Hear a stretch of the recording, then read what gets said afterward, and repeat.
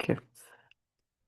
Om Namo Bhagavate Vasudevaya. Om Namo Bhagavate Vasudevaya. Om Namo Bhagavate Vasudevaya. We're reading from Canto 3, Chapter 27, Verse 25. Canto 3, Chapter 27, Verse 25. Yata hi apratibuddhasya prasvapo bhava anartabhrit sa eva pratibuddhasya navai mohaya kalpate. Word for word. Yatha, as, he indeed, apratibhudasya, of one who is sleeping, prasvapa, the dream, bahu anartha bhrit, bearing many inauspicious things, sa eva, that very dream, pratibhuddasya, of one who's awake, na, not, vai, certainly, mohaya, for bewildering, kalpate, is capable. Translation. In the dreaming state, one's consciousness is almost covered, and one sees many inauspicious things. But when he's awakened and fully conscious, such inauspicious things cannot bewilder him. Purport by Srila Prabhupada. In the condition of dreaming, when one's consciousness is almost covered, one may see many unfavorable things which cause disturbance or anxiety.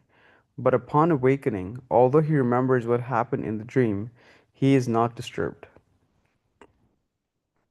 Similarly, the position of self-realization or understanding of one's real relationship with the Supreme Lord makes one completely satisfied. And the three modes of material nature, which are the cause of all disturbances, cannot affect him.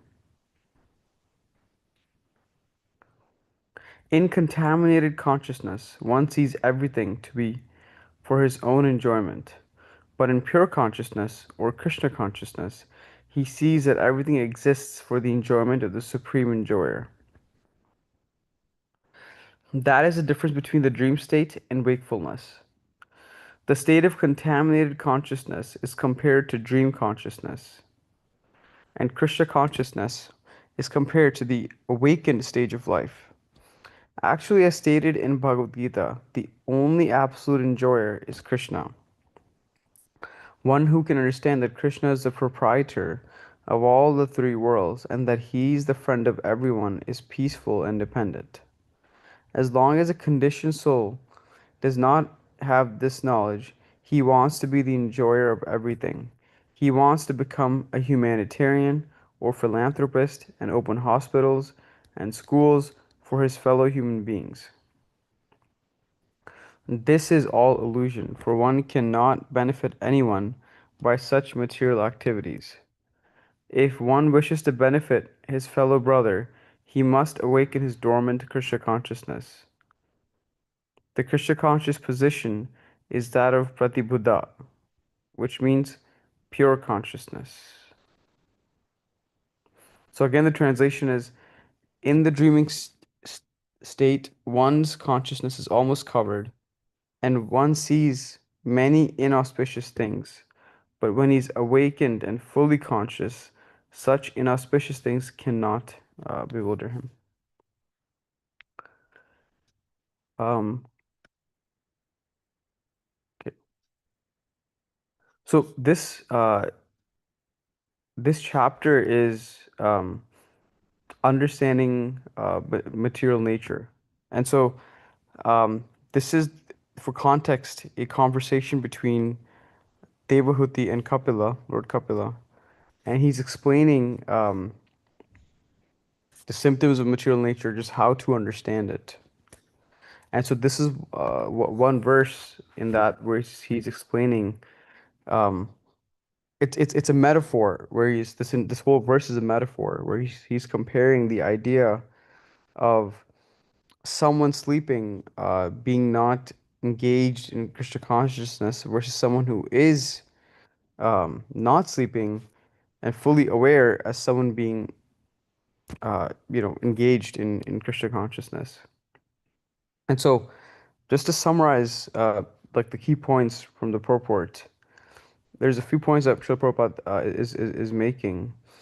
He's saying that in contaminated consciousness, basically when our mind is contaminated, you see everything from the vision of what is there for my enjoyment, purely for what's there for my enjoyment. Um, but when you're in pure consciousness or Krishna consciousness, you see what's there for the enjoyment of Krishna specifically. And so Prabhupada is making that distinction of between that's the difference between the dream state and the wakeful state. The dream state is where you are looking at from the vision of what's the best for me, and the wakeful state is what is the best for Krishna. Um, and so with that point, another point that Prabhupada makes is the real position of self-realization or this wakeful state that's being used in the metaphor is actually understanding one's relationship with the Lord. Um, and specifically in that relationship, what is being described here is that relationship is all the more special when you know what makes Krishna satisfied and how the three modes of material nature play in that. Um, what are the causes of all the disturbances? And so, what it means to understand the relationship with Krishna Prabhupada is describing is understanding how the three modes of material nature play a role, what satisfies Krishna, how this creation and how this world is built together. And that's why Devahuti is being explained all these things by Kapila. Like to understand the Lord, it's important to understand these specific manifestations, these specific things. Prabhupada is making that point. One of the other key points that Prabhupada is making here is that, in Bhagavad Gita, and we'll read this verse, uh, it's stated that Krishna is the absolute enjoyer. And Prabhupada is saying that if one can just understand that he's the proprietor of all the worlds, and he's the one that, if people understand that he is the Supreme Lord and he's the enjoyer, then everything is peaceful in that way. And he's saying that if people can just understand that point, um, then that erases a lot of issues in the world and brings peace. If people just understand that Krishna is the supreme enjoyer, then and he's one that we have to satisfy at the end of the day. Um, so and then Prabhupada is saying that if people that don't understand this and people that want to be the enjoyer of everything, um, they will do altruistic activities or humanitarian efforts, open hospitals, um, but even if by doing that they don't really derive any benefits per se. Um, And so Prabhupada finally ends the purport with saying that if people really truly want to benefit each other, the best thing you can do is wake them up from their dreaming state. Again, this metaphor, wake them up from their dreaming state and activate and um, awaken them for Krishna consciousness. And that Krishna conscious position uh, that's described in this verse is called Pratibuddha, which means pure consciousness. That's the phrase that's used. So that is this main points of this purport from this verse.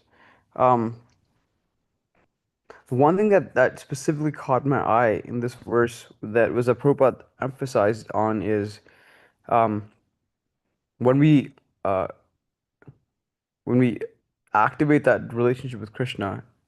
He keeps stressing it's important to understand that everything is peaceful when Krishna is satisfied. He kept emphasizing that part. And the fact that when you build a relationship with Krishna, that knowing that fact and working with that in our mind is an important characteristic. Again, that satisfying Krishna, everything becomes peaceful. He keeps sort of emphasizing that part. And so With that, I wanted to read this verse, verse 29 from chapter 5, um,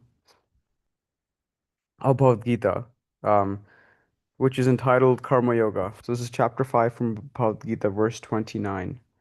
Bhoktaram yagya tapasam sarvaloka maheshwaram suridam sarvabhutanam gyanatamam shantim rachati. Translation: a person in full consciousness of me, knowing me to be the ultimate beneficiary of all sacrifices and austerities, the supreme lord of all planets and demigods, and the benefactor and well-wisher of all living entities, attains peace from the pangs of material miseries. Once again, a person in full consciousness of me, knowing me to be the ultimate beneficiary of all sacrifices and austerities, the supreme lord of all planets and demigods, and the benefactor of all and well-wisher of all living entities, attains peace from the pangs of material miseries.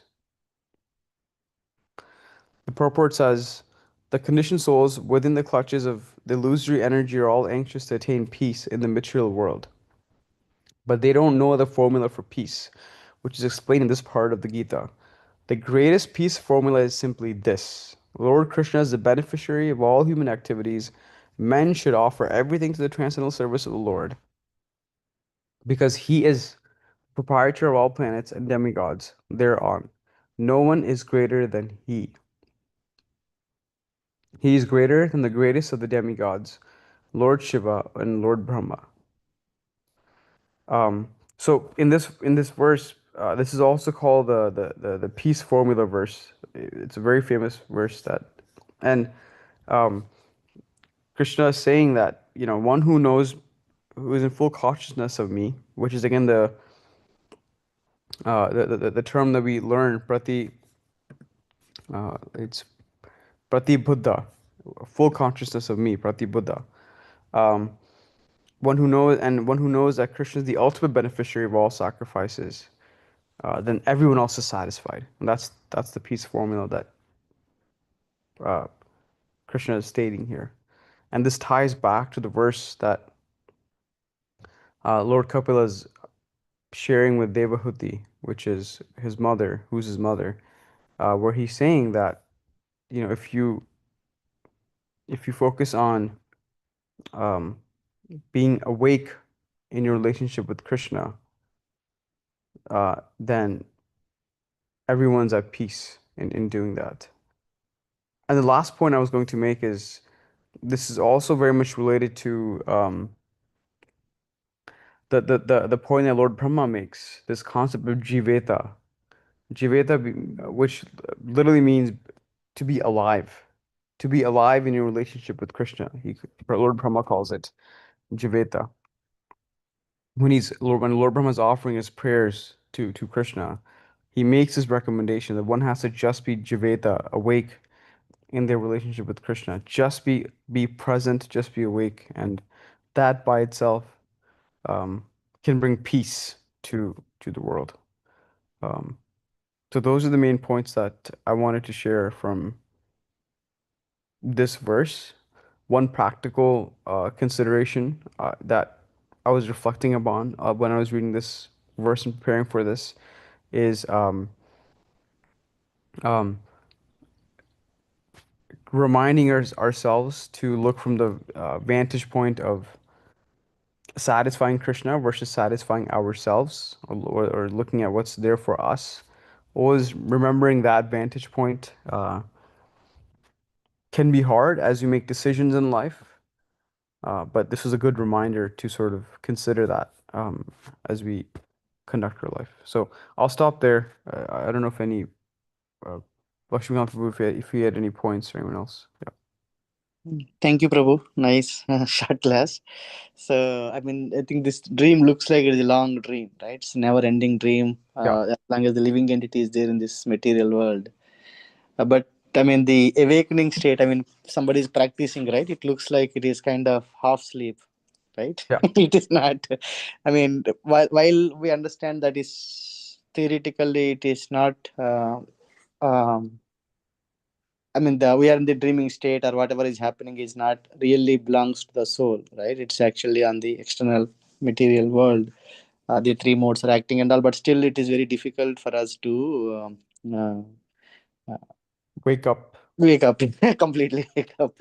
I was, I mean, of course, I mean, in the few verses prior to this, also, I mean, of course, Mother Devotee was asking, is it really possible? Because the living entity is kind of eternally existing in this material world, it looks like, Yeah.